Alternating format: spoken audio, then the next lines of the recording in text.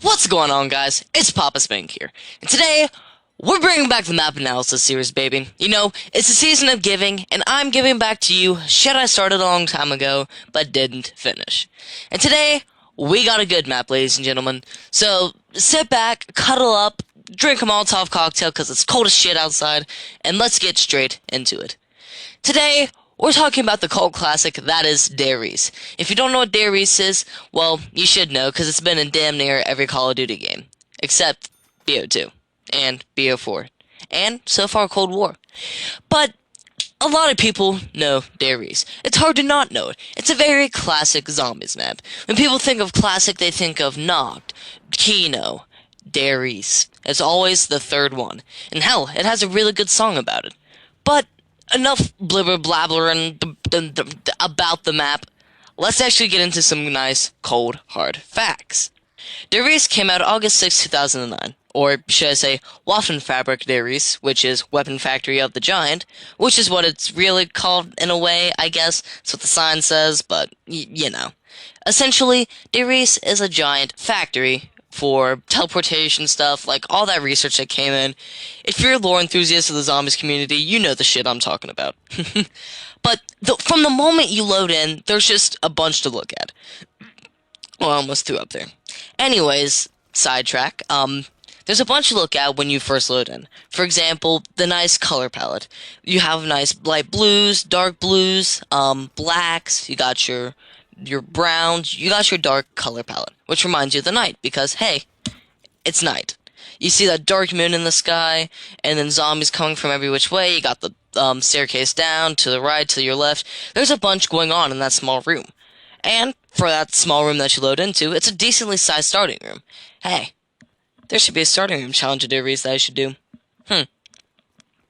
There's a bunch to look at when you go through the map of Riese. Personally, I go to the left. Sorry, I had to put my fingers out and figure out my left and right. But I go to the left towards the, like, the drawbridge and power. And basically, that's my preferred route. I just flow better that way. And there's, like, a medical lab there. There's also a teleportation thing you need to link. Which, if you didn't know, side little thing here. To get the Pack-a-Punch, you need to link 3 teleporters to the one in the starting room. After that, Pack-a-Punch will unlock, and you get that sweet, sweet zombies camo for your Pack-a-Punch weapon. It's glorious, reminds me of the good old days. Now let's continue. The map itself is just very detailed itself. There's a bunch of, like, scary, like, things, like, especially in the medical room. There's, like, spines and jars. Once you get to, like, where the box is and the power switch is, if you go straight, there's just a bunch in there. Possibly, in that room, is the best camping spot of all time. That being the good old catwalk. I've gotten to at least round 40 on that thing, and I plan to get to another one tonight because, you know, playing the giant to get this video, I mean, I'm not wrong, to get this footage, sorry, just made me want to play it again. So, you know, if I do well, I might do a giant round 50 where I just camp on the catwalk like a little pussy. But the catwalk strat is infamous for Riese. The I'm on Riese song is infamous for Riese. It's just, Riese is a very cult classic map. Out of all the World of War maps I've seen where it's ranked top, I've asked people and they think it's the best World of War map. 'Cause in a way, it kind of is. Now, I said Verrucht was my personal favorite, but that doesn't mean it's the best. That's just my personal opinion. Statistically, and throughout the community, Riese is just more well-received. And I get that. Riese is a great map. Now, when it comes to cons of this map, setting up indoors is a little much sometimes, especially on later rounds, because especially on BO1, besides BO3, you don't have gobble guns or such. You don't have any crutches. On BO1, it's a little harder. Weapons are a little harder to get, you know. The progression runs decently, but a lot of people, especially back in the good old days, probably didn't get that far. And that's just a fact. I'm not calling y'all bad. It's just the simpler times meant difficult zombies. And let's not forget the inclusion of one of my favorite zombie songs of all time. One of the many, many Easter eggs you can get on this map is if you go around and, like, press the use button on all the green jars with the spines in them, you can hear Beauty of Annihilation play. Which is probably, in my opinion, the best zombies song of all time.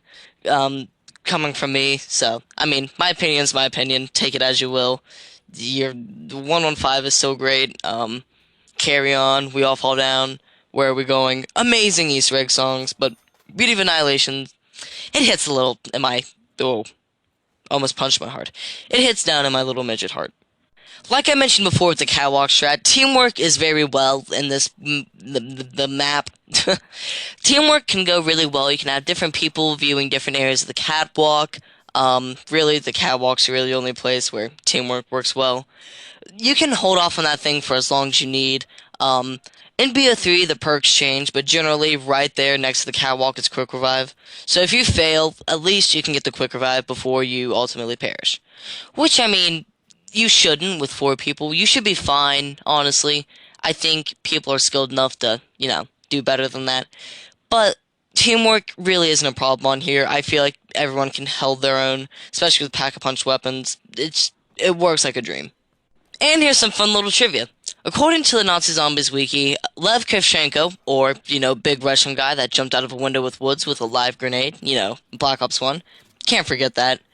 Apparently, his cousin actually took place in a massacre down there, killing a bunch of people.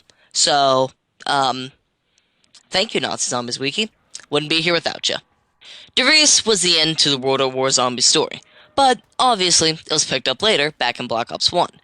And with that being said, it's not a bad map at all. I love Riese with my whole heart.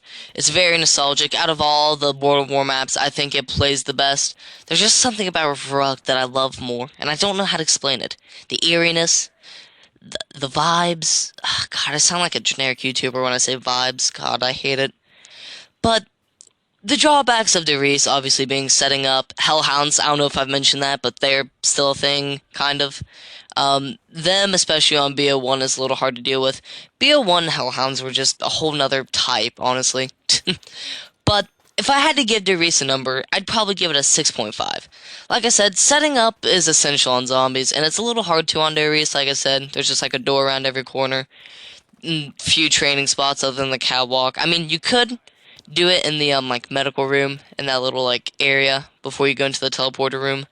But, I mean, really, as far as training goes, you always gotta be on your toes, it feels like. Unless you're doing a catwalk strat, which, don't blame you there.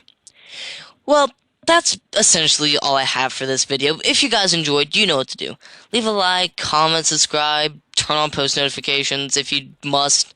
We're almost at 50 subs, so please, it helped me out a lot.